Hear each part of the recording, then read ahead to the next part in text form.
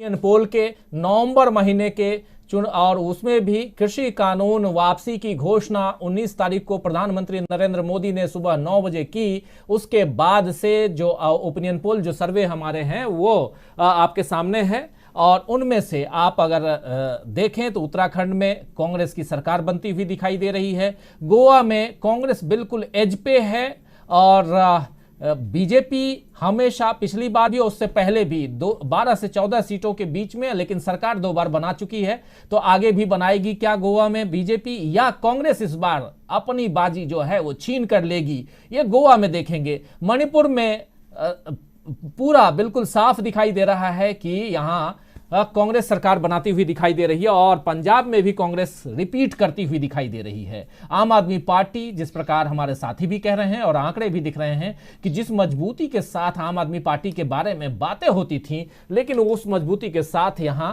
जनता की जो साथ है वो नहीं मिल रहा है यहां पर पंजाब में।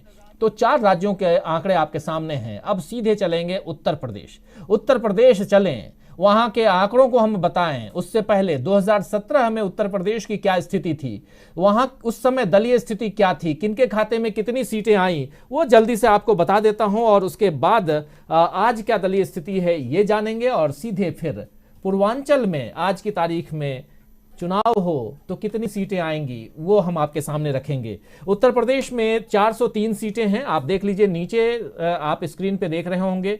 403 में से 312 सीटें आई थी उस समय बीजेपी के खाते में। अकाली दल जो बीजेपी के साथ गठबंधन में था 9 सीटें, माफ करें अपना दल 9 सीटें, और सुभासपा सुहेलदेव भारतीय समाज पार्टी 4 सीटें, जो सुभासपा अब है समाजवादी पार्टी के साथ में।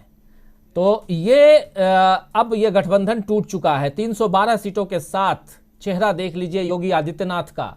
उस समय योगी आदित्यनाथ का चेहरा नहीं था स्क्रीन पे जो आप देख रहे हैं, कई चेहरे आए। केशव प्रसाद मौर्य का चेहरा सबसे ऊपर था, उसके बाद मनोज सिन्हा का चेहरा आया और फिर बाजी आई योगी आदित्यनाथ के हाथ में। क्या योगी आदित्यनाथ दूसरी बार उत्तर प्रदेश के मुख्यमंत्री बनेंगे, ये बड़ा सवाल है। और ये आंकड़े जो हम अभी ओपिनियन पोल में दिखाएंगे इससे पता चलेगा, लेकिन मेन जो आंकड़ा है वो तो चुनाव के बाद जो रिजल्ट का दिन होगा उस दिन पता चलेगा।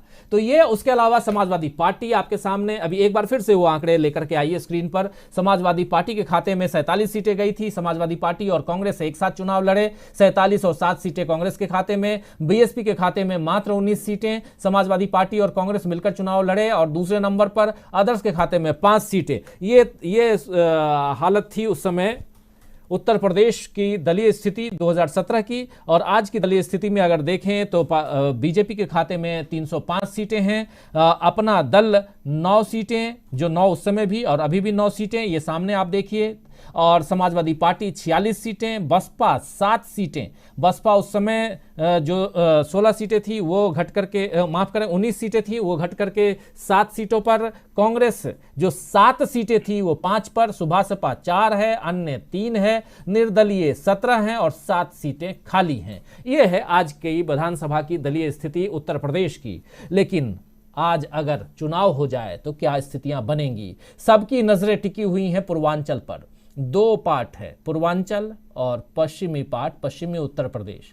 पूर्वांचल में प्रधानमंत्री नरेंद्र मोदी, प्रियंका गांधी, फिर बीजेपी से करें और समाजवादी पार्टी से अखिलेश यादव, बसपा से मायावती, तमाम दल अपने अपने ढंग से, और उसके अलावा अपना दल, सुभासपा, ये तमाम दल, निषाद पार्टी, सब जोर आजमाइश कर रहे हैं। और यूपी की, ये पूर्वी यूपी की जो सीटें हैं वो 167 सीटें हैं। इन 167 सीटों में से 167 सीट्स किसके खाते में कितनी सीटें आती हुई जाती हुई दिखाई दे रही हैं, ये जानने की कोशिश करेंगे अभी इस वक्त। आइए सबसे पहले पूर्वी उत्तर प्रदेश में कि बीजेपी, समाजवादी पार्टी, बसपा, कांग्रेस, आम आदमी पार्टी और आदर्श के खाते में कितनी सीटें जा रही हैं वो देख लेते हैं जल्दी से हम और समझेंगे। हालांकि आम आदमी पार्टी की भी लगभग घोषणा यही हो चुकी है कि वो समाजवादी पार्टी के साथ चुनाव लड़ेगी। लेकिन यहां देखिए बीजेपी 68 से 70 सीटें, समाजवादी पार्टी लीड करते हुए 81 से 83 सीटें, बस बहुजन समाज पार्टी, बीएसपी 4 से 6 सीटें, कांग्रेस यहां बीएसपी से ऊपर 8 से 10 सीटें और अदर्स के खाते में 1 से 3 सीटें। ये जो आंकड़े हम दिखा रहे हैं ये पूर्वी उत्तर प्रदेश के आंकड़े हैं। पूर्वी उत्तर प्रदेश में बैठे हुए हमारे साथी जयशंकर गुप्त, एक बार फिर से आपके पास आना चाहूँगा। इन आंकड़ों को आप देख रहे हैं और इन आंकड़ों पे बीजेपी जो है वो सेकंड पोजीशन पर है और समाजवादी पार्टी जो है पहले पोजीशन पर दिखाई दे रही है और तीसरे पोजीशन पर यहां पर कांग्रेस आज की तारीख में दिखाई दे रही है। क्या कहेंगे जयशंकर जी?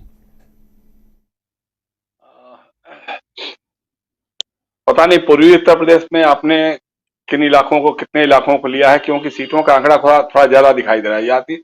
ये हो सकता है कि पूर्वी उत्तर प्रदेश में हमने अवध प्रांत या जो सेंट्रल यूपी के हैं जयशंकर जी, 167 सीटें और उनमें से 68 और 70 सीटें, 68 से 70 सीटें बीजेपी को और 81 से 83 सीटें जो हैं वो समाजवादी पार्टी को आती हुई दिखाई दे रही है। देखिए, भाजपा के खेमे में निराशा की बातें दिखाई दे रही, सही है, और उसी के अनुरूप समाजवादी पार्टी के खेमे में अति उत्साह दिखाई दे रहा है। अखिलेश यादव की रैलियों में जो उनका विजय रथ चल रहा है, रात के 12 बजे 2 बजे भी बड़ा भारी हुजूम जमा हो जाता है उनको सुनने के लिए, देखने के लिए। तो उसको देख करके तो एक अलग माहौल बन रहा है। प्रियंका गांधी जब जाती हैं, कभी रैली करती हैं या अपनी यात्रा निकालती हैं, तो उसमें भी काफी लोग आते हैं, काफी उनको देखने सुनने के लिए आते हैं।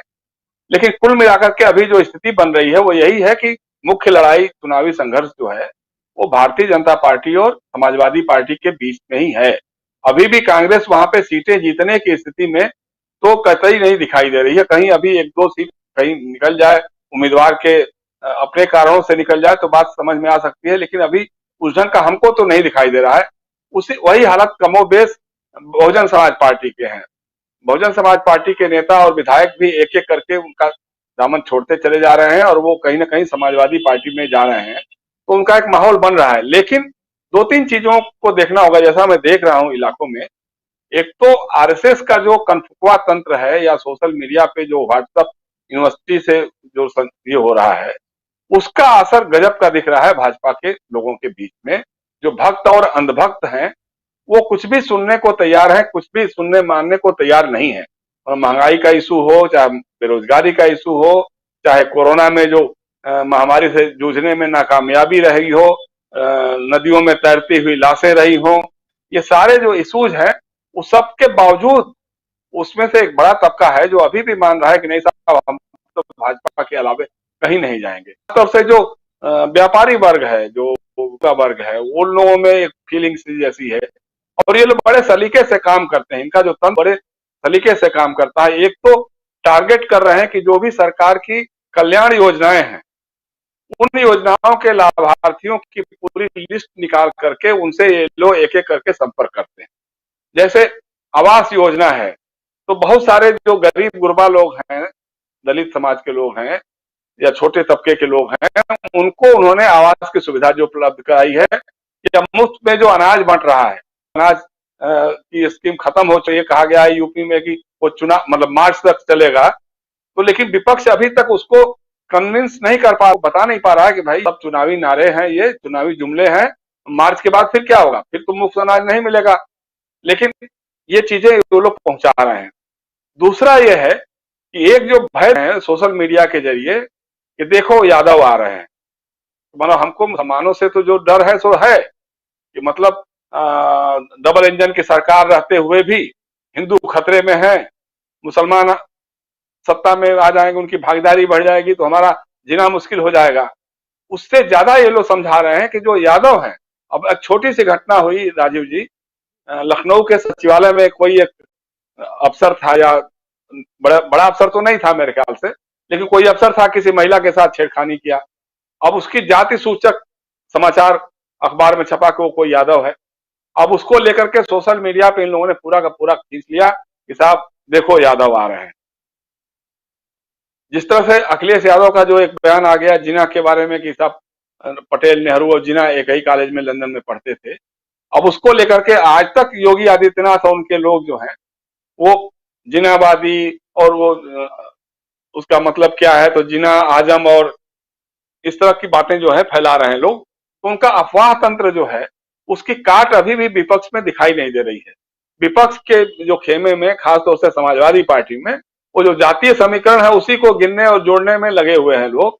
तो उसका जब तक ठोस उस ढंग से काट नहीं होगा, लोगों में जब तक ये बातें फैला नहीं सकेंगे, तो मुझे लगता है कि कहीं इसका फायदा भाजपा को भी मिल सकता है। उसको इतना कमजोर करके आंकने की हमको नहीं लगता है। हालांकि पूर्वी उत्तर प्रदेश एक जमाने से समाजवादियों का या मार्क्सवादियों का गढ़ रहा है, भाजपा तो कभी था ही नहीं। लेकिन अब धीरे धीरे, अब आप सोचिए कि जिस ढंग का माहौल बन रहा है देश में, इतिहास बदला जा रहा है, रामायण बदला जा रहा है, महाभारत बदला जा रहा है। गृह मंत्री अमित शाह जी हैं, वो कह रहे हैं, अपने भाषण में कह रहे हैं कि साहब, लंका में मृत्युशैया पे रावण पड़े हुए थे और भगवान राम ने भरत से कहा कि भरत जाओ, रावण बहुत विद्वान है, बहुत विद्वत जन है, सुशासन करता रहा है, तभी सोने की लंका बनाई है, तो जाओ उसे सुशासन का पाठ पढ़ो।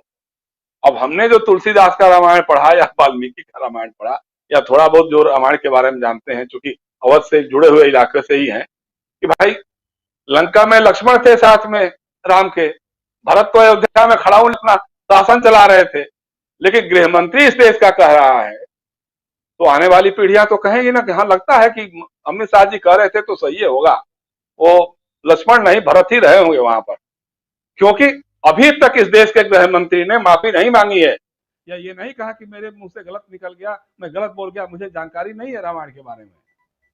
अब उसका असर जो है, तो ये सब माहौल तो बन रहा है। देखिए, आम जनता में नाराजगी भी है, लेकिन उसको भुनाने का जो तंत्र होते हैं जिस ढंग से, वो अगर कारगर हो सका, क्योंकि अति विश्वास में, ओवर कॉन्फिडेंस में आप जीती हुई लड़ाई को भी, और चूंकि ये बात तो माननी ही पड़ेगी कि भाजपा के पास, जैसे हम लोगों ने गोवा के बारे में डिस्कस किया या उत्तराखंड या मणिपुर के बारे में, कि भाई पैसा भी है, सरकार भी है, संसाधन भी है और पूरा मीडिया है। अब आप देखिए, रायबरेली की एक विधायिका हैं कांग्रेस की, अदिति सिंह, वो पिछले 2 सालों से कांग्रेस से बाहर ही दिखाई दे रही हैं। लगातार उनके फैसले, उनके बयान कांग्रेस के विरोध में जाते हैं। अभी उन्होंने त्यागपत्र दे दिया और चली गई, भाजपा में शामिल हो गई। सारे मीडिया ने दिन भर चलाया कि साहब वहां कांग्रेस को झटका लगा। अरे कांग्रेस के पास वहां कुछ था ही क्या? 9 सीटें थी, 9 में से 2 निकल गए, एक पहले निकल गया, एक ये निकल गई, तो उसमें और क्या झटका लगने वाला था? लेकिन बहुत बड़ा झटका लगा, पूरा मीडिया दिखाता रहा। बहुजन समाज पार्टी के बड़े नेता राम अचल राजभर, लालजी वर्मा, इस तरह के तमाम नेता समाजवादी पार्टी में शामिल हुए। गुड्डू जमाली जो बसपा के विधायक दल के नेता थे, वो अभी सपा में, मतलब उन्होंने छोड़ दिया, बसपा छोड़ दिया, सपा में जा रहे हैं। ये सारी कहीं मीडिया में कोई खबर नहीं दिखाई देती, इस पर कोई चर्चा नहीं होती है। लेकिन भाजपा को चुनावी फायदा पहुंचाने वाली हर बात, अब वो कितना चुनाव की फायदा पहुंचाएगा ये देखने वाली बात हो सकती है, मुझे तो ऐसा नहीं अभी दिखाई दे रहा है। लेकिन फिर भी उनके पास चूंकि तंत्र है, आरएसएस का कनफुकवा तंत्र है, उसके जरिए वो अपना काम करेंगे। और हमारे एक मित्र बीच में कह रहे थे ना कि साहब वो उनकी चुनावी मशीनरी है, पन्ना प्रमुख है। देखिए, जब हवा चलती है, लहर बनती है, तो फिर ये पन्ने उड़ जाते हैं, हवा में उड़ जाते हैं। दिल्ली में कारगर नहीं हुआ, बिहार में नहीं हुआ, बंगाल में तो पता ही नहीं चला कि कहाँ गए पन्ना और कहाँ गए पन्ने के प्रमुख गए, तो वो एक अलग चीज हो सकती है। लेकिन सबसे बड़ी बात यही है कि इस माहौल में, अब जैसे मान लीजिए ममता बनर्जी की राजनीति है, क्या करेंगी क्या नहीं करेंगे, अखिलेश यादव क्या करेंगे कैसे करेंगे, मायावती जी क्या करेंगी, क्योंकि जरा सा ईडी और इनकम टैक्स की सक्रियता शुरू होती है, उनके बयान बदल जाते हैं। तो ये सारी चीजें भी हैं। अब उसको देखते हुए अब देखने वाली बात होगी हमारा जन पोल क्या कहता है आगे कुल मिला। लेकिन मुझे लग रहा है कि भाजपा के बिल्कुल जयशंकर जी बिल्कुल सही कह रहे हैं आप। और जरा आगे और देखते हैं कि आगे क्या कुछ है। पूर्वांचल में आप अभी हैं और अभी यूपी में स्थिति जो है वो आप देख रहे हैं कि बीजेपी यहां पिछड़ती हुई दिखाई दे रही है। समाजवादी पार्टी लगभग 20 सीटों से, दोनों के बीच का अंतर देखें तो लगभग 20 सीटों का है। और ये अंतर 20 नहीं 10 सीटों का है, 10-11 सीटों का है। ये अंतर बहुत बड़ा अंतर तो नहीं मानेंगे, लेकिन फिर भी अगर आगे देखा जाए तो शायद ये बड़ा अंतर हो जाए। सीधे पश्चिमी उत्तर प्रदेश चलेंगे। पश्चिमी उत्तर प्रदेश वही जगह जहां किसानों का गढ़, किसानों के आंदोलन की का एपिसेंटर बना हुआ है इस वक्त। अगर उत्तर प्रदेश के लिहाज से देखा जाए तो पश्चिमी उत्तर प्रदेश में सबसे ज्यादा परिस्थितियां जो हैं वो बिगड़ी हुई कही जा रही है बीजेपी की। और जबकि पिछली दफा पश्चिमी उत्तर प्रदेश में बीजेपी काफी अच्छी स्थिति में थी। 136 सीटें हैं पश्चिमी उत्तर प्रदेश में, और उसमें से किसके खाते में कितनी सीटें आ रही हैं जरा फटाफट लेकर के आइए स्क्रीन पर और देखिए। पश्चिमी उत्तर प्रदेश में बीजेपी 40 से 42 सीटें 136 में से, और 78 से 80 सीटें समाजवादी पार्टी को, बसपा को 5 से 7 सीटें, कांग्रेस को 6 से 8 सीटें और 2 से 4 सीटें यहां पर जाती हुई दिखाई दे रही हैं अन्य के खाते में, अदर्स के खाते में। तो दोनों के बीच का अंतर देखिए, समाजवादी पार्टी और बीजेपी के बीच का अंतर लगभग डबल का अंतर है। इधर 40 उधर 80, ये 40 सीटें आगे है यहां पर समाजवादी पार्टी एक तरफा। और ये फायदा दिखाई दे रहा है, इसमें हमने आरएलडी को जोड़ा है। ये भी आपको बता दूं कि आरएलडी यहां जुड़ी हुई है, और वहां जब पूर्वांचल की हम बात कर रहे थे, पूर्वी यूपी की, वहां सुभासपा जुड़ी हुई है। तो आरएलडी और सुभासपा के साथ में इस बार जो गठबंधन है समाजवादी पार्टी का, और वो यहां साफ दिखाई दे रहा है उसका रिफ्लेक्शन कि समाजवादी पार्टी को इस गठबंधन का फायदा मिल रहा है। लेकिन बहुजन समाज पार्टी और कांग्रेस जो कि चौथे नंबर पर रही, मात्र 7 सीटें आई थी, इस बार बेहतर करती हुई कांग्रेस दिखाई दे रही है। और दोनों में, पूर्वी उत्तर प्रदेश और पश्चिमी उत्तर प्रदेश में, दोनों जगह कांग्रेस दूसरे नंबर पर जाती हुई दिखाई दे रही है। अपने साथियों के बीच जाऊं, लेकिन उससे पहले मध्य यूपी को भी, उसके आंकड़े को भी ले लूं, और उसके बाद जरा चलेंगे अपने अन्य साथियों के बीच में। दिनेश जुयाल जी के पास चलूंगा, क्योंकि उत्तराखंड का जो एरिया है, खासकर तराई का पार्ट और उससे लगा हुआ उत्तर प्रदेश, ये तमाम जो क्षेत्र हैं वो भी कवर होते हैं। और ऐसे भी दिनेश जी उत्तर प्रदेश को बहुत नजदीक से देखे हैं, उनका कार्यक्षेत्र भी रहा है, उस हिसाब से भी जानूंगा। और प्रशांत टंडन जी आपसे भी समझना चाहूंगा कि क्या कुछ है। लेकिन मध्य यूपी के भी आंकड़े लेकर आइए फटाफट, जिसमें जो अवध का प्रदेश है और मध्य यूपी में आप देखिए सीटें जो है मध्य यूपी में 81 हैं, जिसमें से 33 से 35 सीटें यहां पर बीजेपी आगे बढ़ती हुई दिखाई दे रही है। अभी भी, पिछली दफा भी बीजेपी यहां आगे थी, इस बार भी आगे दिखाई दे रही है। और समाजवादी पार्टी 29 से 31 सीटों के साथ में दूसरे नंबर पर, बसपा यहां पर भी पिछड़ती हुई 2 से 4, और कांग्रेस से 9 से 11, जबकि आम आदमी पार्टी कुछ भी नहीं है, 3 से 5 ये। तो पश्चिमी उत्तर प्रदेश और मध्य यूपी, पूर्वी यूपी, ये 3 आंकड़े, चौथा बुंदेलखंड है। इन 3 आंकड़ों के साथ अब सीधे दिनेश जुयाल जी आपके पास आना चाहूंगा। आंकड़े आपके सामने हैं, क्या कहेंगे? और खासकर पश्चिमी उत्तर प्रदेश और प्रधानमंत्री नरेंद्र मोदी के माफीनामा के बाद भी परिस्थितियां यहां पर बदलती हुई दिखाई नहीं दे रही हैं, खासकर पश्चिमी उत्तर प्रदेश में। जी राजीव जी, जो कृषि कानूनों का जो सबसे ज्यादा असर है वो पश्चिमी उत्तर प्रदेश में है। यहाँ पर समाजवादी पार्टी और रालोद में गठबंधन लगभग हो गया है। तो 36 सीटें इन लोगों ने तय कर ली हैं, 4 सीटों में बातचीत चल रही है, वो भी फाइनल हो जाएगा 1-2 दिन में। तो और यहाँ पर ठीक ठाक माहौल है किसानों का, जो भाजपा से नाराज हैं, और वो जो पिछली बार जो मुजफ्फरनगर के दंगे के बाद जो माहौल बने थे, उसको टिकैत ने और इनके आंदोलन ने काफी हद तक धो दिया है। तो भाजपा यहाँ पर पश्चिम उत्तर प्रदेश में बहुत असहज है। और अभी जो आपने आंकड़े दिखाए हैं, अगर इसमें और भी फेरबदल हो जाए आगे तक, तो आश्चर्य नहीं होगा। भाजपा यहाँ और माइनस आ सकती है, अगर यही फ्लेवर जो आज का फ्लेवर है वो बना रहा तो।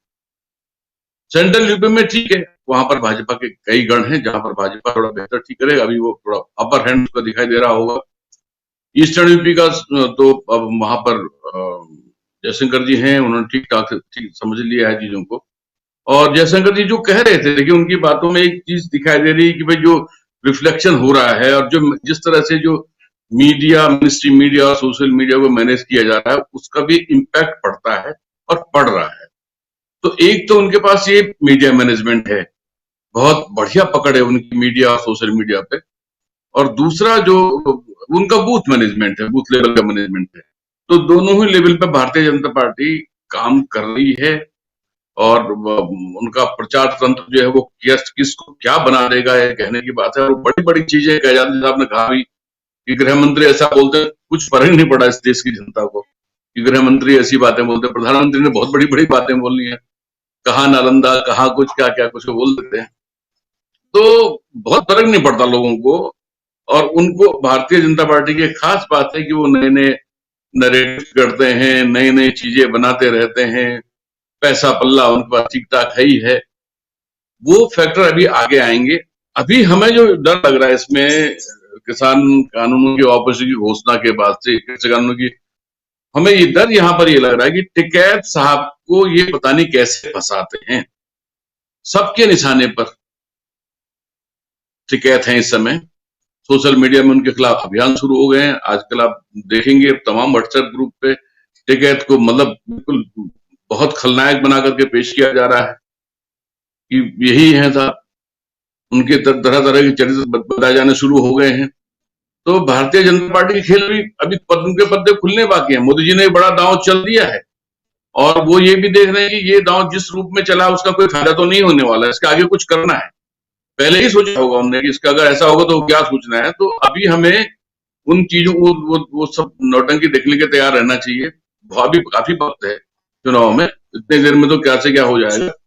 तो बहरहाल जो जो आंकड़े आपने पेश किए वो कमोबेश ठीक है साहब, वैसे ही है यहाँ का माहौल। पश्चिम उत्तर प्रदेश में तो निश्चित रूप से भारतीय जनता पार्टी का बहुत बुरा हाल होने जा रहा है।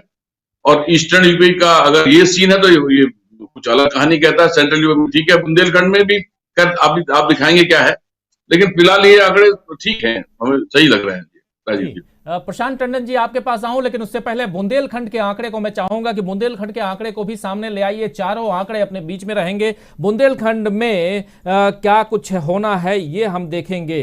कुल अभी आप देख रहे हैं कि बुंदेलखंड में 6 से 8 सीटें बुंदेलखंड में बीजेपी को और 7 से 9 सीटें। बुंदेलखंड पिछली दफा बिल्कुल स्वीप की स्थिति में थी, लेकिन वहां की स्थिति थी, लेकिन 19 सीटों में से 19 की 19 सीटें चली गई थी बीजेपी के खाते में। लेकिन इस बार परिस्थितियां बदल गई हैं। बुंदेलखंड में देखिए 6 से 8 सीटें बीजेपी और 7 से 9 सीटें यहां भी समाजवादी पार्टी लीड लेती हुई, और बसपा और कांग्रेस दोनों 1 और 3 अगर मीन निकालें दोनों का, तो 2-2 सीटों से बसपा और कांग्रेस एक दूसरे का साथ देते हुए नजर आ रही हैं। तो बुंदेलखंड में ये परिस्थितियां बनी हुई हैं कि यहां पर भी समाजवादी पार्टी लीड करते हुए, आप देखिए मध्य यूपी को छोड़ करके, चाहे वो पूर्वी यूपी हो, चाहे पश्चिमी यूपी हो, चाहे वो बुंदेलखंड हो, हर जगह समाजवादी पार्टी लीड करती हुई दिखाई दे रही है और उसका पीछा करती हुई दिखाई दे रही है बीजेपी। ये है सूरत हाल। सीधे अब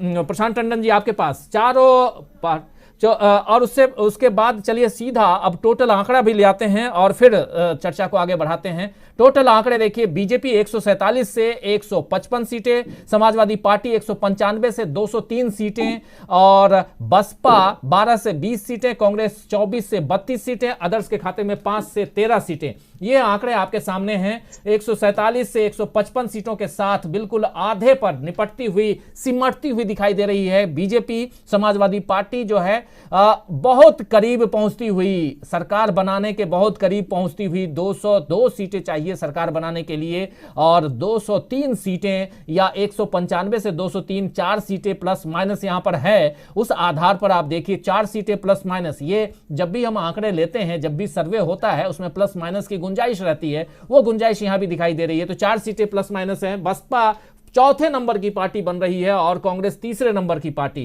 क्या कांग्रेस और आगे जाएगी? क्या बीजेपी और आगे जाएगी? और क्या समाजवादी पार्टी पूर्ण रूप से बहुमत पाएगी? यह बड़ा सवाल है। लेकिन इन आंकड़ों को देख करके पहली प्रतिक्रिया प्रशांत टंडन जी आपकी। देखिए, जो पिछले सर्वे के अगर हम देखें और कृषि कानूनों के परछाई में ये चुनाव होने जा रहा है, किसानों का आंदोलन अभी तक जो संकेत है कि रहेगा, उसका जो नुकसान हो रहा है वो हमको दिखाई दे रहा है। नुकसान 2 जगह हो रहा है।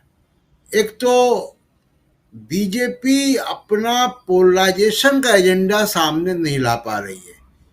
कोशिश की इन्होंने कैराना को लाने की, लेकिन आप देखिए कि कैराना करने के बाद प्रधानमंत्री को घोषणा करनी पड़ी कृषि कानून को वापस लेने की। यानी इसका मतलब इनका आकलन हुआ कि इन्होंने एक टेस्ट बलून छोड़ा कि ध्रुवीकरण कर पा रहे हैं कि नहीं कर पा रहे हैं, और वो नहीं हुआ तो कृषि कानून वापस लिया।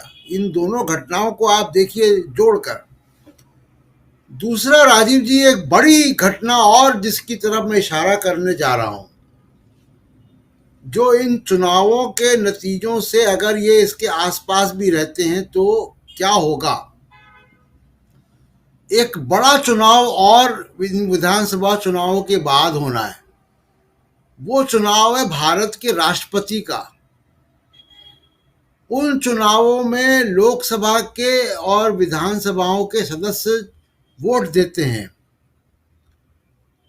जब पिछली बार कोविंद साहब बने थे बीजेपी के उम्मीदवार के रूप में, तब शिवसेना भी बीजेपी के साथ थी, अकाली दल भी बीजेपी के साथ था, तमिलनाडु में एनडीए की सरकार थी। स्थितियां बदल चुकी हैं। आज की स्थिति में जो एमएलए की अगर आप गिनती करेंगे वोट की, तो आज की स्थिति में एनडीए के राष्ट्रपति उम्मीदवार के पास 49.5% वोट है, यानी 0.5 आधे % से पीछे हैं। उत्तर प्रदेश में अगर रिजल्ट आएगा तो ये फासला बढ़ेगा।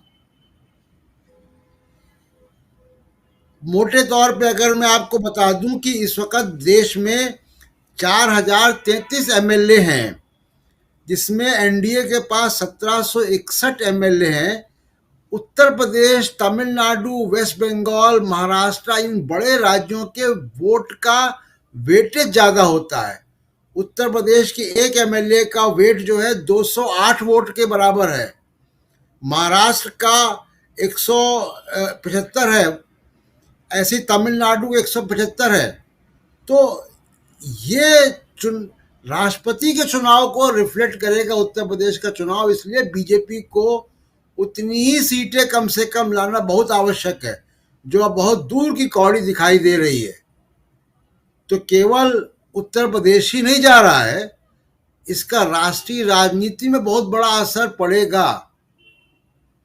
जी राजीव जी, बिल्कुल, राष्ट्रीय राजनीति में बहुत बड़ा असर पड़ेगा। अमलेंदु उपाध्याय जी, आपकी क्या प्रतिक्रिया है उत्तर प्रदेश के आंकड़ों को देख करके? क्या कुछ देख रहे हैं आप? पूरा चारों अलग अलग, मतलब पूर्वी उत्तर प्रदेश, पश्चिमी उत्तर प्रदेश, बुंदेलखंड और मध्य उत्तर प्रदेश, इसके बाद आंकड़े आपके सामने हैं। बीजेपी 150 के लगभग 147 से 155 पर सिमटती हुई दिखाई दे रही है। बीजेपी की सरकार जाती हुई दिखाई दे रही है। समाजवादी पार्टी पूर्ण रूपेण बहुमत तो अभी नहीं है, लेकिन बहुमत के बहुत करीब, और अगर आखिरी आंकड़ा देखें 203 तो बहुमत पार है। राजीव जी, अगर यही हमारा जो ओपिनियन पोल है, अगर ये परिणामों में बदल जाता है, जो आज की तारीख में मुझे लगता है ये परिणाम में बदल सकता है कि अगर आज चुनाव हो जाए तो मुझे लगता है कि ऐसी स्थिति में भी सरकार तो भारतीय जनता पार्टी ही बनेगी, भले ही 203 विधायक समाजवादी पार्टी जीत के ले जाए। और मैं इसलिए कह रहा हूं कि ये 203 अकेले समाजवादी पार्टी के नहीं है, इसमें उनके एलाइज जो हैं उनके भी लोग हैं। और जो चीजें हम लोग दूसरी जगहों की बात कर रहे हैं, मतलब मैं ये जनता को दोष नहीं दे रहा हूं, जनता तो जिता के भेज रही है समाजवादी पार्टी को, ये जनता का दोष नहीं है। ये जो केंद्र में बैठे हुए लोग हैं, ये सब जो खेल करेंगे चुनाव के बाद, बहुत कुछ उस पर सरकार का बनना उस पर निर्भर करेगा। चुनाव में तो जनता हरा देगी भारतीय जनता पार्टी को, लेकिन सरकार जनता कहाँ बनाती है? सरकार तो वो जो केंद्र में बैठे हुए वो बनाएंगे, तो सरकार कैसे बनेगी, वो एक बड़ी दिक्कत चीज है। मुझे लगता है कि अब ये फासला और बढ़ना चाहिए, क्योंकि जैसे जैसे चुनाव आगे बढ़ता जाएगा और लड़ाई स्पष्ट होती जाएगी, उसी तरीके से भारतीय जनता पार्टी का जो ग्राफ है वो नीचे भी जाएगा और उसके सामने दिक्कतें भी और पैदा हो जाएगी। जैसा प्रशांत जी भी कह रहे थे कि भारतीय जनता पार्टी अपने उस पिच पे लौटना चाहती थी, हिंदू मुसलमान जिन्ना पाकिस्तान, और बहुत कोशिश कर रही है। मतलब उसकी कोशिश वही है, चूंकि उसके पास और कुछ है नहीं इसके अलावा, लेकिन वो लौट नहीं पा रही है उस पर। और ये किसान आंदोलन जो लगातार उसको जो वहां पर रोक ले रहा है, इसीलिए जो दिनेश जी कह रहे थे कि राकेश टिकैत को जो निशाना बनाया जा रहा है, वो इसीलिए राकेश टिकैत को निशाना बनाया जा रहा है, ये बताने के लिए कि राकेश टिकैत जो है वो हिंदू विरोधी हो गया है और वो मुसलमानों के साथ मिल गया है, ये बताने के लिए। तो ये जो है अब राकेश टिकैत को एक खलनायक बना के जो तैयार करने की जो रणनीति में काम हो रहा है वो इसीलिए हो रहा है। पश्चिमी उत्तर प्रदेश में जिस तरीके से अभी माहौल बिगाड़ने की जो सब कोशिशें सब की जा रही है, जो पहले ये खेल किया गया कि शायद यहाँ जाट और गुर्जर की लड़ाई करा दी जाएगी, उसमें वो दाव उल्टा पड़ गया भारतीय जनता पार्टी के लिए। गुर्जर भी भारतीय जनता पार्टी से जबरदस्त तरीके से नाराज हो गया। प्रधानमंत्री जब जेवर पहुंचे तो जो गो बैक मोदी और गो बैक योगी सब जो ट्रेंड करता है वो सब गुर्जर ही कर रहे थे, तो वो इनके खिलाफ उल्टा हो गया। तो मतलब ये जो एकता को जो तोड़ना चाहते थे पश्चिमी उत्तर प्रदेश की किसान एकता को, उसको तोड़ने में कहीं से कामयाब नहीं हो पा रहे हैं। और ये एकता जब बनी रहती है तो ये भारतीय जनता पार्टी की बड़ी मुसीबत हो जाएगी। मुझे लगता है पश्चिमी उत्तर प्रदेश में इनको और ज्यादा नुकसान होगा। यहां मैं एक बात और कहना चाहूंगा कि पश्चिमी उत्तर प्रदेश में कांग्रेस ढंग से ध्यान दे ले, बात वही है कि ढंग से ध्यान देंगे कि नहीं देंगे, तो यहां कांग्रेस का ग्राफ जो है अच्छा जा सकता है और जो शहरी सीटें हैं उन पे कांग्रेस अच्छा यहां प्रदर्शन कर सकती है। भारतीय जनता पार्टी के खिलाफ जो मत होगा, जो शहरों का मतदाता है जो सपा और रालोद के गठबंधन को देना नहीं भी चाहेगा, तो वो कांग्रेस जो उसका ठिकाना हो सकती है और शहरी सीटों पे कांग्रेस यहाँ अच्छा प्रभाव कर सकती है, बशर्ते वो ढंग से काम कर ले और टिकट वितरण जो है वो ठीक ठाक तरीके से वहां कांग्रेस में हो जाए। तो ये मुझको लगता है। मैं फिर कहूंगा कि ये अभी जो चीजें काफी बदल सकती हैं। बीएसपी जिस तरीके से कमजोर हो रही है वो साफ दिख रहा है कि उसका रिफ्लेक्शन जो है हो रहा है। उसका फायदा बीएसपी कमजोर होने का किसको मिल रहा है, सपा को मिल रहा है कि कांग्रेस को मिल रहा है कि बीजेपी को मिल रहा है, ये भी बहुत कुछ जो है समीकरण जो है इस पर निर्भर करेगा। लेकिन आज की स्थिति में मुझे लगता है ठीक ठाक है और अखिलेश यादव को बहुत अभी मेहनत करने की आवश्यकता है। सबसे बड़ी बात जो है कि उनको अपने अब सोच समझ के, भले ही बहन जी की तरह कागज देख करके बोले और मोदी जी की तरह टेलीप्रॉम्प्टर जो लगा करके बोले, लेकिन अब जो है 3-4 महीना जो है वो बोले जरा बस संभल करके, बस इतनी मेहरबानी कर लें तो बाकी सब ठीक हो जाएगा। राजीव जी, अखिलेश यादव को नसीहत की या तो मायावती की तरह कागज पढ़ करके बोलें, कागज देखकर बोलें, या प्रधानमंत्री नरेंद्र मोदी जो भाषण देते हैं टेलीप्रॉम्प्टर पर, अगर बाएं देखते हैं दाएं देखते हैं तो समझ लीजिए कि वो पढ़ के भाषण दे रहे हैं, एक्सटेम्पो नहीं बोल रहे हैं। तो अखिलेश यादव को अमरिंदर उपाध्याय जी की तरफ से नसीहत ये है कि कम से कम आप भी कुछ तो कीजिए, लेकिन बोलने से पहले जुबान पर यह सोचिए कि जो बोलने जा रहे हैं वो क्या बोलने जा रहे हैं, उसका रिफ्लेक्शन क्या होगा और खासकर कैसे भाजपा लपकेगी। विपक्षी दल में प्रमुख रूप से आपके पीछे भाजपा लगी हुई है। दिनेश जोयाल जी, आखिरी कमेंट आपका इन पूरे आंकड़ों पर। चारों अलग अलग पार्ट में भी आपने देखा और साथ में अब पूरा जो है उत्तर प्रदेश का आपके सामने है। क्या कहते हैं ये आंकड़े और कहां आज की तारीख में किसानों का आंदोलन और तमाम अलग अलग चीजों को हमने सामने रखा है उसके बाद, और इसमें महंगाई बेरोजगारी ये भी है मुख्य रूप से। और जैसे अभी अमरिंदर उपाध्याय जी बता रहे थे तो बीएसपी से जो लोग टूट रहे हैं, भरोसा टूट रहा है, आपको बता दूं ये रिफ्लेक्ट कर रहा है कांग्रेस की तरफ। जी राजीव जी, आपका सर्वे ये नया वाला भी आ गया और भी लोग सर्वे कर रहे हैं और सब लोग भारतीय जनता पार्टी की बड़ी मदद कर रहे हैं कि वो अपने मोर्चे ठीक ठाक कर लें। सब लोग डरा रहे हैं भारतीय जनता पार्टी को, लेकिन भारतीय जनता पार्टी का जो चरित्र है वो डराने वाला चरित्र है। उनकी पॉलिटिक्स उसी पे होती है और वो उसका असर इतना है कि आप, हम और सारे पैनलिस्ट भी डरे डरे से हैं। हमारी बातें कुछ उस डर को रिफ्लेक्ट कर रही हैं। हम गोवा की बात कर रहे थे तो हमारे मन में निकला कि नहीं, अरे तो लूट के फिर भी ले जाएंगे। मणिपुर की बात कर रहे थे तो लूट के ले जाएंगे। अभी अमरिंदर जी ने कह दिया कि उत्तर प्रदेश में अगर ऐसा हुआ तो फिर लूट के ले जाएंगे। तो इतना भयानक डर है। तो मुझे लगता है राजीव जी की जैसे गोवा की स्थिति है, तो गोवा में अगर ममता जी ने वहां पर महुआ जी को लगाया है, लैंडर पेस को लगाया है और इधर वो एनसीपी वगैरह से कुछ खेल कर पाती हैं, आम आदमी पार्टी भी कुछ खेल कर लेती, कुछ जी बटोर लेती है, तो आज जो देश का माहौल है, पूरे देश का माहौल आज बहुत अलग है साहब। इतनी लंबी राजनीति हमने भी देख ली, तो इस माहौल में क्या वो भारतीय जनता पार्टी को अपने वोट टिका देंगे, उनके साथ खड़े हो जाएंगे? ठीक है, अजीत सिंह जी थे तो वो इधर उधर सब कर लेते थे, लेकिन आज की डेट में ये लोक दल की, जब रालोद की हम बात कर रहे हैं, क्या रालोद अपने अपने अपने जो सदस्यों को भारतीय जनता पार्टी के पीछे खड़े करने की हिम्मत कर पाएगी? ऐसा भी नहीं है। जनता, इस बार जनता का मिजाज भी लोगों को सोचना पड़ेगा, इतना आसान नहीं है। तो लेकिन हाँ, हम डरे हुए हैं, और अभी भारतीय जनता पार्टी के जो डराने वाले मित्र हैं, उनका आईटी सेल से लेकर के उनका मीडिया तक, अब तो साफ साफ कहना पड़ेगा कि इस देश में दो मीडिया चलते हैं। एक भारतीय जनता पार्टी का मीडिया चलता है, और कुछ लोग और भी होते हैं थोड़ा बहुत जो मीडिया के नाम पर खड़े हैं, तो उनका इम्पैक्ट है। तो लेकिन मुझे लगता है कि देखिए चीजें बदलाव मांग रही है। इस देश में कुछ बदलाव की लहर हमें सब जगह से, पांचों जगहों से बदलाव की लहर दिख रही है, और अगर ऐसा है तो उसका स्वागत किया जाना चाहिए। राजनीति में सबको मौका मिलना चाहिए। भारतीय जनता पार्टी की अपनी एक विचारधारा है, उसके हिसाब से उन्होंने अपना राज करके देखा है, लोगों ने उसको देख लिया। तो जिस तरह से किसानों के साथ में व्यवहार हुआ, जिस तरह से महंगाई बढ़ी, जो पूरे देश की व्यवस्था जो उन्हें जिस तरह से वो चला सकते थे, उद्योगपतियों का भागने से, दुनिया भर की चीजें हमने देख ली हैं। तो इस माहौल में अगर जनता बदलाव चाहती है तो हम जनता के साथ खड़े हैं। हम तो पत्रकार हैं, जनता जिधर जाती है हम उधर उधर जनता के साथ में खड़े हैं। जो बेहतर है हम उसकी बात करेंगे। तो ये बदलाव का मूड है, और होता है तो अच्छी बात है। जो आंकड़े हैं वो मुझे लगता है कि जनता के पक्ष में है। एक बदलाव की बात कर रहे हैं, लोकतंत्र में बदलाव होते रहने चाहिए ताकि लोकतंत्र जिंदा रहे। जी राजेंद्र जी। बिल्कुल बिल्कुल। हाँ, तो दोस्तों 5 राज्यों का ओपिनियन पोल इस महीने का, और खासकर इसमें 19 तारीख के बाद यानी कि कृषि कानूनों की वापसी की घोषणा जो प्रधानमंत्री नरेंद्र मोदी ने की थी, उसके बाद का ओपिनियन पोल और क्या कुछ कहता है आपके सामने स्क्रीन पर। उत्तराखंड की 70 सीटें, जिनमें से 26 से 28 सीटें बीजेपी को और 39 से 41 सीटें कांग्रेस को, यानी उत्तराखंड में कांग्रेस साफ मेजोरिटी के साथ में सरकार बनाती हुई दिखाई दे रही है। गोवा में 1 सीटों से या कुछ एक सीटों से कह लें, 2-3 सीटों से, अगर 18 माने तो 3 सीटें और 20 माने तो 1 सीट, या अगर दोनों का मीन 19 निकालें तब भी 2 सीटों से पिछड़ती हुई गोवा में कांग्रेस दिखाई दे रही है। मणिपुर में पूर्ण रूप से बहुमत में आती हुई दिखाई दे रही है।